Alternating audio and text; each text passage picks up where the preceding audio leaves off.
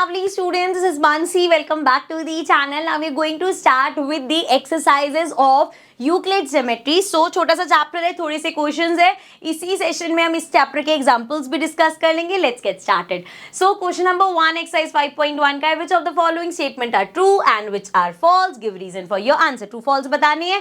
पहला है only one line can pass through a single point. भाई अगर आपके पास एक सिंगल पॉइंट है तो क्या उस सिंगल पॉइंट से सिर्फ एक लाइन पास हो सकती है? नहीं भाई, ये लो, ये लाइन पास कर दी, इसी पॉइंट से ये भी पास करा दी, ये भी करा दी, ये भी करा दी, ये भी करा दी. सो भैया एक सिंगल पॉइंट से infinitely many lines can pass through. तो this statement is false.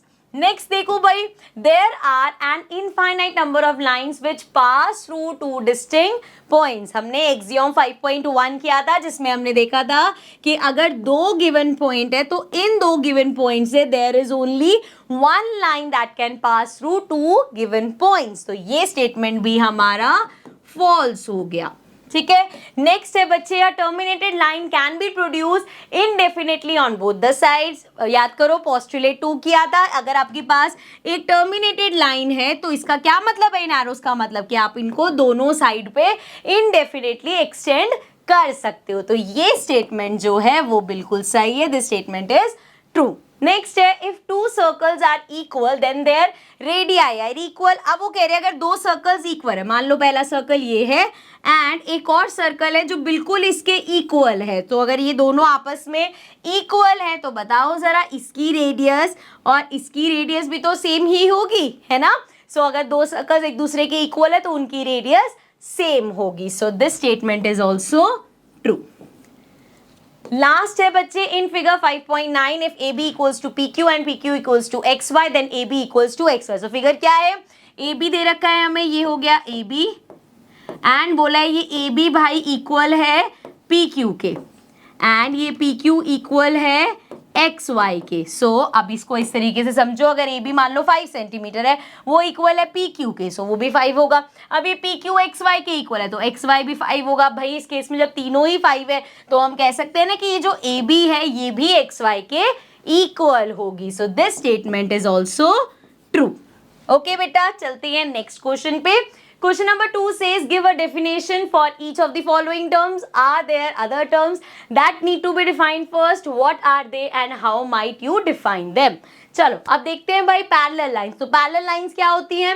If the perpendicular distance between two line is always constant, then these are called parallel lines. तो कैसे डिफाइन की भाई? पैरेलल लाइंस हमारी इस तरीके से होती है जो आगे जाके कहीं मीट नहीं करेंगी, तो उनके बीच का जो ये परपेंडिकुलर डिस्टेंस है अगर ये थ्रू आउट सेम रह रहा है तो दो लाइंस पैरेलल है. अब जरा इसी से आ जाते हैं, परपेंडिकुलर लाइंस भी बता दो क्या होता है. So if the angle between two lines is equal to, नहीं 900 नहीं है, ये 90 डिग्री है.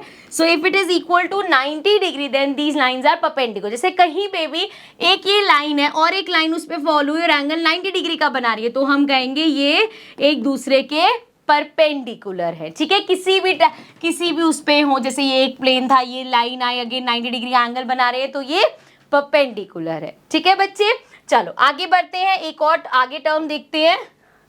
We have line segment. अब लाइन सेगमेंट क्या होता है? A terminated line is called line segment. It has two end points. अगर किसी टर्मिनेटेड लाइन के एंड पॉइंट्स दे रखे हैं इस तरीके से, एक लाइन टर्मिनेटेड लाइन ऐसे होती है हमारी, चलती जाती है दोनों साइड पे कितना भी कर लो, लेकिन अगर हमने उसके एंड पॉइंट्स फिक्स कर दिए, जैसे यहाँ पे भी हमने कहा एक ये पॉइंट है एक ये एंड पॉइंट है, सो इसके बीच में से जो फिक्स एंड पॉइंट्स वाली निकल के आई है ये हमारी लाइन सेगमेंट होती है. ठीक है.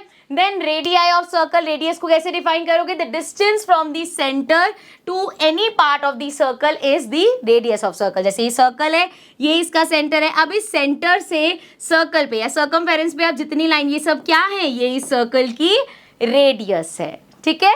आगे देखो स्क्वायर. स्क्वायर को कैसे डिफाइन करेंगे? Square is a regular quadrilateral which means that it has 4 equal sides and 4 right angle. सिर्फ 4 इक्वल साइड लिख के काम नहीं बनेगा क्योंकि 4 इक्वल साइड तो हमारे रोम्बस की भी होती है, लेकिन इसमें 4 इक्वल साइड्स भी हैं एंड एंगल भी 90 डिग्री के हैं, तो वो हमारा एक स्क्वायर बन जाएगा। ठीक है, चल आगे बढ़ जाते हैं बच्चे। आगे है हमारे पास question number 3, consider two postulates given below. तो दो पोस्टुलेट दे रखे हैं, पढ़ लेते हैं। Given any two distinct point A and B, there exist a third point C which is between A and C. तो भैया ठीक है, दो अलग ऐसे दे रखे हैं, ए और बी हमें दे रखे हैं, इसके बीच में एक पॉइंट सी एग्जिस्ट कर सकता है। ठीक है, there exist at least 3 points that are not on the same line. ये भी हो सकता है भाई, जैसे ये पॉइंट हो गया ए, यहाँ पे बी मान लो, यहाँ पे सी मान लो। ठीक है, तो ये तीनों एक लाइन पे एग्जिस्ट नहीं करते, तो दोनों ही चीज पॉसिबल हो सकती है। अब यहाँ पे क्वेश्चन है, लेकिन मैं यहाँ पे वो पिक्चर ऐड कर दूंगी। तो हमसे पूछा था, सबसे पहला क्वेश्चन पूछा है क्या ये पोस्टुलेट में अनडिफाइंड टर्म्स है। सो यस, इसमें अनडिफाइंड टर्म्स है। जैसे यहाँ पॉइंट आया, ये हमारी एक अनडिफाइंड टर्म है, लाइन हमारी एक अनडिफाइंड टर्म है। सो ये सारी अनडिफाइंड टर्म्स है। देन हमसे पूछा था क्या ये स्टेटमेंट कंसिस्टेंट है। कंसिस्टेंट का क्या मतलब है बच्चे, कि वो दोनों चीजें बात तो सही कर रही है लेकिन अलग अलग सिचुएशन की बात कर रही है। So these two statements are consistent as they talk about two different situation. दो अलग अलग, एक सिचुएशन में तीनों पॉइंट एक लाइन पे लाई करे, एक सिचुएशन में तीनों पॉइंट एक लाइन पे लाई नहीं करे। दोनों पॉसिबल है बट अलग अलग सिचुएशन है। एंड हमसे पूछा था क्या भाई इस पे कोई यूक्लिड का पोस्टुलेट है, इनमें से नहीं, कोई पोस्टुलेट नहीं है, लेकिन एक हमारा एक्सियोम हमने पढ़ा था, given any two points a unique line that passes through them is followed. So यहाँ पे अगर हमें दो पॉइंट्स दे रखे तो उससे एक यूनिक लाइन पास हो सकती है, ये फॉलो कर रखा है। ठीक है, सो ये हो गया हमारा क्वेश्चन। नेक्स्ट पे आते हैं, फोर्थ क्वेश्चन है। So the question says if a point C lies between two points A and B such that AC equals to BC, then prove that AC equals to half of AB. Explain by drawing figure. So यहाँ पे चलो पहले भाई figure बना लेते हैं। ये वाला क्वेश्चन ध्यान से समझना, इस टाइप के क्वेश्चंस भाई हमारे आ सकते हैं। ठीक है, तो एक लाइन बना लेते हैं पहले। इस तरीके से हमने एक लाइन बनाई एंड इसको नेम दे देते हैं पॉइंट्स को। ये हो गया हमारा ए पॉइंट, ये हो गया हमारा बी पॉइंट। अब बोला गया है सी लाइज बिटवीन देम। जो सी यहाँ पे कहीं लाई कर रहा है एंड गिवन है कि ये जो ए सी है ये इक्वल है इस बी सी के। ठीक है, अब हमें प्रूव करना है। देखो ए सी अगर बी सी के इक्वल है तो इसका मतलब क्या है, सी हमारा मिड पॉइंट। और प्रूफ क्या करना है कि जो ये AC है ना, ये इस पूरी लाइन का हाफ है। तो इसको कैसे प्रूव करेंगे, सिंपल। हमें क्या गिवन है बच्चे, we are given that AC equal है BC के, AC BC के इक्वल है। अब इन दोनों में ना हम AC ऐड कर देते हैं, उससे होगा क्या, देखो AC में अगर AC ऐड करोगे ट्वाइस ऑफ AC हो जाएगा, बट BC में जब आप AC ऐड करोगे तो AB आ जाएगा। करके दिखाती हूं मैं, एडिंग AC बोथ साइड्स। सो दोनों साइड्स पे हम AC ऐड कर देते हैं, तो क्या मिलेगा हमें, AC plus AC equals to यहाँ पे BC है, इसमें भी प्लस कर दो AC। तो ये क्या हो जाएगा, AC plus AC, twice of AC हो गया, equals to BC plus AC। क्या है ये पूरा, क्या बन रहा है, AB बन रहा है। सो यहाँ से मैं कह सकती हूँ AC इक्वल्स टू 2 इधर है, इधर जाके अपॉन में हो जाएगा। सो ये हो गया 1/2 AB। सो AC हमारा आ गया हाफ AB। यही हमें क्वेश्चन में प्रूव करना था, सिंपल सा क्वेश्चन। चलो नेक्स्ट क्वेश्चन पे चलते हैं। In question 4, point C is called midpoint of line segment AB. Prove that every line segment has one and only one midpoint. अब उन्होंने क्या कहा भाई, ये लो अपनी फिर से एक बार फिगर बना लेते हैं। ये एक लाइन थी हमारी, हमने इसको नेम किया, ये है AB और C इसका मिड पॉइंट है। ठीक है, ये लास्ट तक था। अब वो कह रहे हैं प्रूव करो कि एक लाइन का सिर्फ एक ही मिड पॉइंट हो सकता है। तो यहाँ पे हम लेट कर लेते हैं D इसका मिड पॉइंट है। सो यहाँ पे लेट करेंगे, let C and D be the mid point. अब यहाँ पे हमने मान लिया कि भैया C भी हमारा मिड पॉइंट है और D भी हमारा मिड पॉइंट है। सेम जैसे लास्ट किया है वैसे ही करेंगे। सो अगर if C is the mid point तो हमें पता है AC इक्वल होगा CB के, जैसे पहले किया था सेम वही चीज कर रहे हैं। सो इस केस में अगेन दोनों साइड पे AC ऐड कर दो, AC प्लस AC एंड यहाँ पे हो जाएगा CB प्लस AC। ये सेम वैसे ये जो लास्ट क्वेश्चन में करके आए ना, अभी हम बिल्कुल सेम वही चीज कर रहे हैं। So AC plus AC twice of AC हो जाएगा, equals to CB plus AC करेंगे तो CB प्लस AC हमारा AB हो जाएगा। सो ये आ गया AC equals to half of AB। ठीक है, यहाँ तक समझ में आ गया बच्चे। अब if D is the mid point, तो हमारा ए डी इक्वल होना चाहिए डी बी के। भाई अगर मिड पॉइंट डी है तो ए डी डी बी के इक्वल होना चाहिए। सो इसमें क्या करेंगे, सेम वही चीज करेंगे। इसमें हमने ए सी प्लस किया था, इसमें दोनों साइड पे ए डी प्लस कर दो। A D plus A D equals to D B plus A D. So ये हमारे पास आ जाएगा twice of A D equals to D B plus A D. क्या होगा भाई, ए बी हो जाएगा। सो यहाँ से आ जाएगा ए डी हमारा इक्वल हो जाएगा half of A B. Now from first and second equation, अब दोनों में ही देखो हाफ ऑफ ए बी और हाफ ऑफ ए बी दोनों इक्वल है। यहाँ पे ए सी के इक्वल है, यहाँ ए डी के इक्वल है। That means from 1 and 2 we can say, हमने पढ़ा था ना, अगर दोनों किसी चीज के हाफ के इक्वल है तो वो आपस में भी इक्वल होंगे। सो यहाँ से मैं कह सकती हूँ A C is equal to A D. अब वो हम कह रहे हैं अगर ए सी ए डी के इक्वल है, कि ए सी और ए डी एक ही चीज है, तो भाई डी पॉइंट को इधर लाना पड़ेगा ना हमें।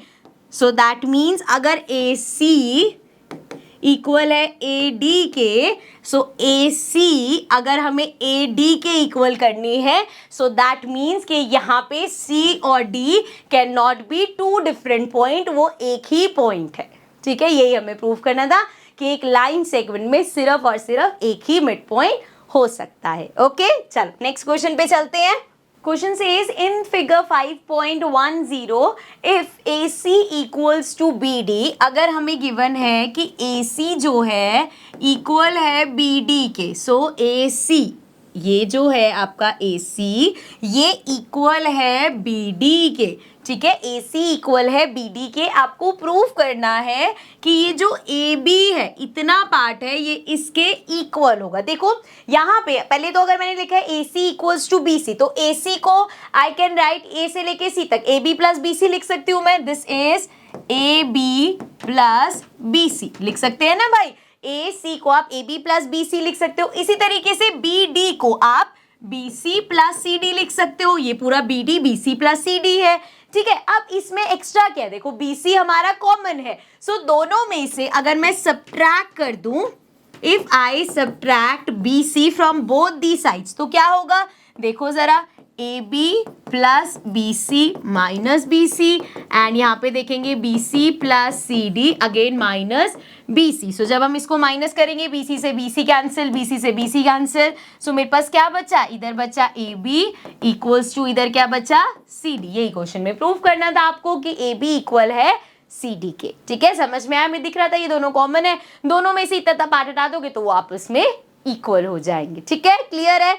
चलो आगे बढ़ जाते हैं बेटा। लास्ट क्वेश्चन है, why is axiom 5 in the list of Euclid's axioms consider a universal truth? अब ये एक यूनिवर्सल ट्रुथ क्यों है? axiom 5 हमने पढ़ा था, the whole is always greater than the half। so पढ़ देती हूँ मैं, एग्जैक्ट वर्ड क्या है, the whole is greater than the part. So इसको कैसे एक्सप्लेन कर सकते हैं, देखो एक लाइन बना लेते हैं। If this is a line, ठीक है, इस लाइन को नेम दे दिया हमने ए बी। ठीक है, इसमें कुछ पार्ट्स निकाल लेते हैं, जैसे इसको नाम दे दिया सी, इसको नाम दे दिया डी। सो अगर हम ए सी की बात करें तो जो ये ए सी है बच्चे, ये छोटी है, पूरी ए बी से कंपेयर करोगे, ए बी पूरी है, ए सी उसका छोटा है, तो ए सी इस पार्ट होल से छोटा ही है। सिमिलरली सी डी लाइन का एक पार्ट है, ये भी छोटा है पूरे ए बी से। एक बी डी पार्ट है, या डी बी लिख सकते हैं इसको, ये भी छोटा है ए बी से। सो भैया जो पार्ट है वो हमेशा छोटा होगा होल से। सो वी कैन से जो हमारा होल है that will always be greater than the part. ये बड़ी कॉमन सी चीज है यार। अब एक इतना बड़ा केक है, उसका एक पीस निकालोगे, अभी थोड़ी होगा भाई ये केक से बड़ा पीस हो गया, पॉसिबल ही नहीं है ना। जब भी किसी चीज का कोई पार्ट निकलेगा तो जो होल है वो तो उस पार्ट से बड़ा ही होगा, उसमें से ही तो निकला है वो पार्ट। ठीक है, सो इसी के साथ हमारी एक्सरसाइज होती है कंप्लीट। बट इसी सेक्शन में we are going to start with our examples as well. So सिर्फ 2 एग्जांपल्स है इसके, इसलिए मैंने सोचा नेक्स्ट सेशन क्या बनाना, यहीं पे 2 एग्जांपल्स डिस्कस कर लेते हैं। जिसमें पहला आपका एग्जांपल है बच्चे, first example says if A, B and C are 3 points on a line and B lies between A and C, B जो है A और C के बीच में लाई करते हैं, then prove that, आपको प्रूव करना है A, B plus B, C equal होगा AC के। सो AB प्लस BC इक्वल होगा AC के। अब इसको प्रूव कैसे करेंगे हम, अब इसको प्रूव कर सकते हैं हम अपने एक्सियोम नंबर 4 से, जिसमें क्या बोला गया था कि अगर कोई चीज किसी को कोइंसाइड करती है तो वो इक्वल होती है। Here we can see A B plus B C coincides AC. Now since two things are coinciding, so therefore they are equal. So बस हमें यही लिखना है भाई कि हमारे पास पता है एक्सियोम कि जब कोई चीज किसको कोइंसाइड करती है तो वो आपस में इक्वल होती है। यहाँ पे AB प्लस बी से AC को कोइंसाइड कर रही है, इसलिए वो इक्वल है। ठीक है, चलो नेक्स्ट एग्जांपल देख लेते हैं। Example 2, prove that an equilateral triangle can be constructed on any given line segment. बिल्कुल हो सकता है, जैसे मान लो ये आपको लाइन सेगमेंट दे दी, ठीक है, अब ये कितने सेंटीमीटर की है हमें नहीं पता, अगर तो दे रखा हो तो मान लो 5, ये अगर आपको मैं ऐसे दे दूं भाई ये 5 सेंटीमीटर का है, तो आप यहाँ पे भी 5 बना दोगे, यहाँ पे भी 5 बना दोगे, हो गया इक्विलेटरल ट्रायंगल। लेकिन एनी लाइन सेगमेंट यहाँ पे कोई भी दे दी, क्या करोगे, क्या करोगे? सो हम क्या कर सकते हैं, सिंपल अपनी कंपास ओपन करेंगे। अब कंपास जब आप इतनी ओपन कर लोगे, सो यहाँ पे रखोगे, एक आर्क लगाओगे।